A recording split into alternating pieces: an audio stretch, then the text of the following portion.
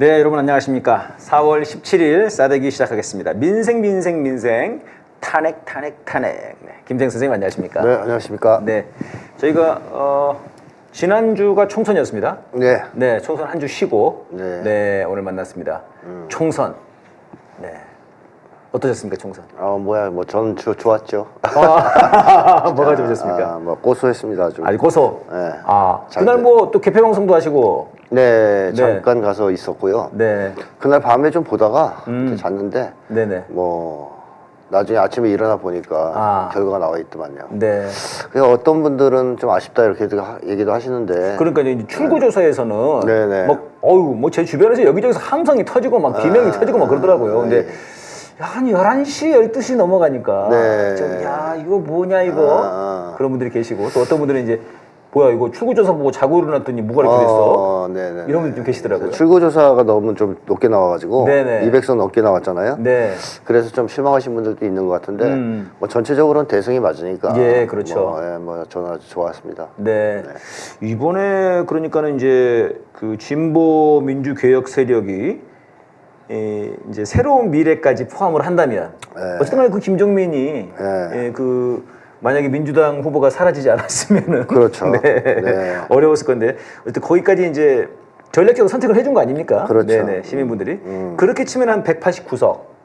근데 이 얘기를 들으면 이준석이 좀 뭐라 할 텐데요. 그래서 이준석이 지금 자기도 반윤인데 자기 야당이라 했어요. 그러니까요. 그럼 이준석까지 만약에 치면 192석. 네. 이준석을 쳐주기가. 이준석은 나중에는 문제가 될 사람인데 윤석열 까는 데서는 그렇죠. 누구보다 잘 싸울 수 있는 사람이기 때문에. 탄핵 의석이라고 본다 그러면 192석이 맞겠네요. 그렇죠. 반윤 의석이라고 해야 되겠네요. 그럼. 반윤 의석 192석. 반윤 의석은 192석. 이 정도면 굉장히 큰 거 아닙니까? 거기에 안철수도 있잖아요. 네, 그 안에. 안철수도 있고. 안에 나경원도 있고. 나경원도 있고. 거기 이제 비윤. 비윤 의석이 또 이제 비윤보다는 반윤이라고 봐야죠. 반윤이니까. 이제.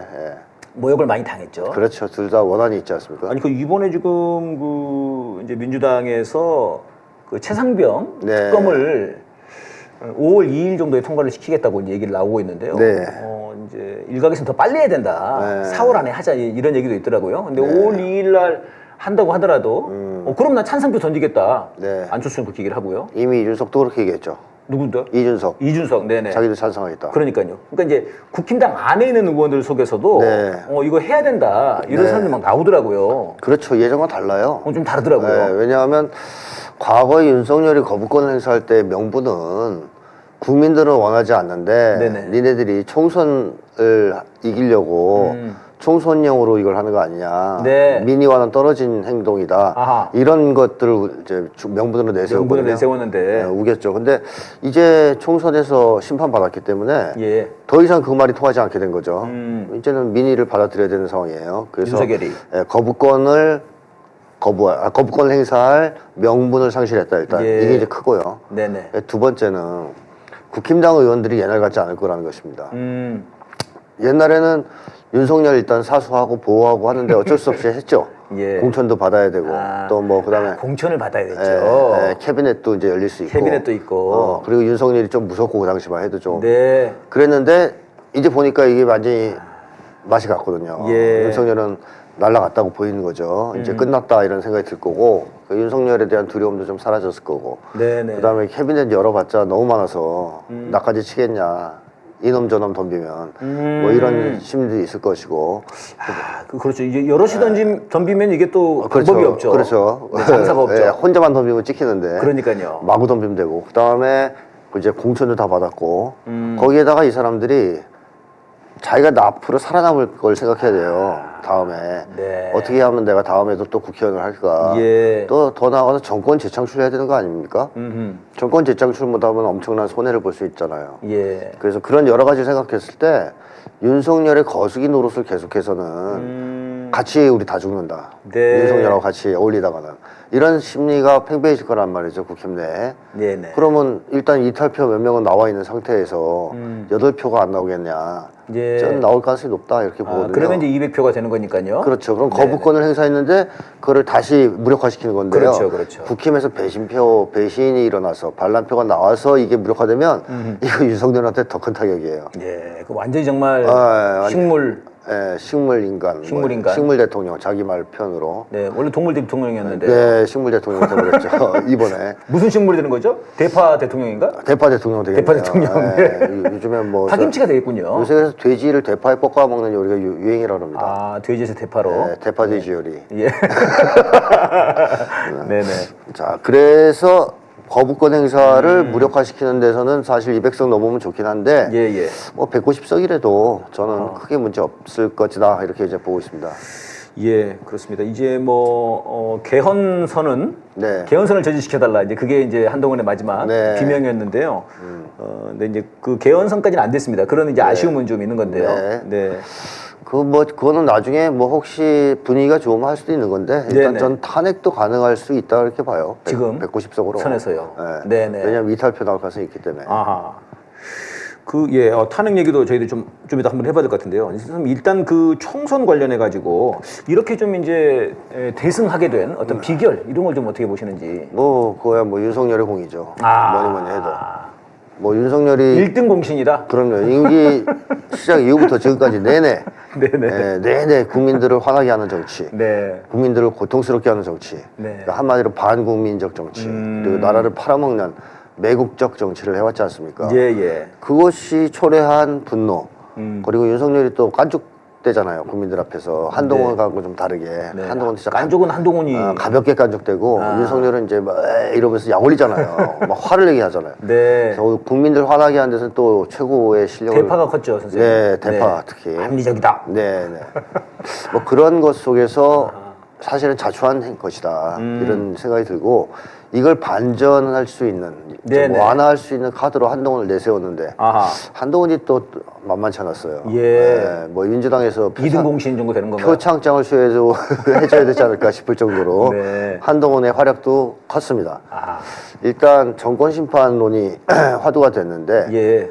그거를 2조 심판론으로 맞불을 놓으면서 네네. 심판론이 화두가 되게 더 부추겼잖아요. 정권 심판론을 희석화시킬 수 있는 것은 미래 비전을 제시하면서 예. 우리는 잘하겠다. 네, 그동안 좀 못했지만 이러이러하게 하겠다. 이런 얘기를 해도 이게 될까 말까 한데 같이 심판하자고 덤벼드니까 네, 그야말로 네. 심판론 대 심판론의 격돌. 네. 그러니까 정권 심판론이 쟁점이 될 수밖에 없는 선거를 스스로 만들었죠. 정권 심판, 2조 심판 되니 이렇게 나오니까 예. 2조는 무슨 말인지 몰라도 그렇죠. 심판 그렇지 심판해야지. 그렇죠. 오히려 이게 더 강화돼 버린. 그리고 심판이란 말을 들으면 2조 심판이 떠오르니까 그러니까요. 정권이 떠오르죠. 정권이 떠오르죠. 집권당이 떠오르죠. 이게 패착이군요. 그래서 언어 선택에서. 그래서 홍준표가 뭐라 한 거예요. 뭐라고요? 깜도 안 되는 것. 뭐 네. 철없는 애. 홀로 대권 노름마다 네. 망쳤다. 셀카 하나 찍다가. 셀카 하나 찍다가. 정광훈 집회에서는 한 극우 유튜버가 예. 한동훈을 정치 전응하라고까지 했어요.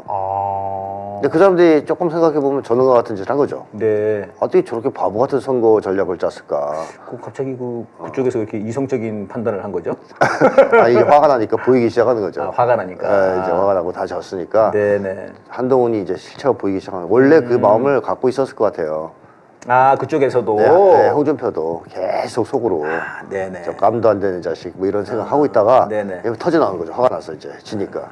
네. 자, 그래서 뭐 1등 공신은 윤석열, 뭐 거기에 못지않은 2등 공신은 한동훈, 네. 거기에 또 뭐 대파 부인 이수정 뭐 등등 네, 많은 네. 분들의 활약이 있었습니다. 그래서 참패하게 된 거고요. 예. 뭐 사실 이 개혁 진영이 정말 잘했다. 뭐 100% 선거를 잘했다. 이렇게 보긴 좀 어렵단 말이죠. 그렇게까지는 못했는데도 불구하고 네. 정권 심판론이 어쨌든 이슈가 되면서 상당한 정도의 승리를 가져왔다. 그렇게 대승을 할 수 있었다. 그 선생님 말씀에서 만약에 더 잘했다면 더 잘했다면 부의경 다 뒤집어졌죠. 그러니까요. 그러면 더 잘했다면이라고 하는 그 요인은 어떤 겁니까? 어떤 거를 했으면 그러니까 정권 심판론을 더 거세게 부각시키면서 몰아붙였어야 된다. 네. 그래서 뭐 대규모 집회들 있죠. 뭐 부산 지역, 뭐 이제 울산 지역 뭐 이런 데서 예전에 DJ 여의도에서 막 다 모여가지고 뭐 이랬던 것처럼 민심을 폭발시키는. 그렇죠. 이제 그런 거. 그다음에 이제 가열찬 공격. 이제 탄핵하겠다는 얘기도 꺼내고 막판에 좀 세게 나왔어야 된다 훨씬 더. 근데 사실 이제 심판 얘기까지 많이 나왔습니다. 네네. 그러니까 조국 대표도 뭐 고마 치아라마 네. 뭐 이렇게 나오고 이러면서 이제 이재명 대표도 약간 좀 세게. 둘이서 선명성 경쟁한다. 그래서 저희들은 네. 좋다. 그랬는데 이제 이것이 더 강하게 좀 더 강하겠습니다. 좀 더 강하게 막판에. 그 다음에 좀 더 그런 압도적인 그런 그 결집세를 보여줄 수 있는 그렇죠.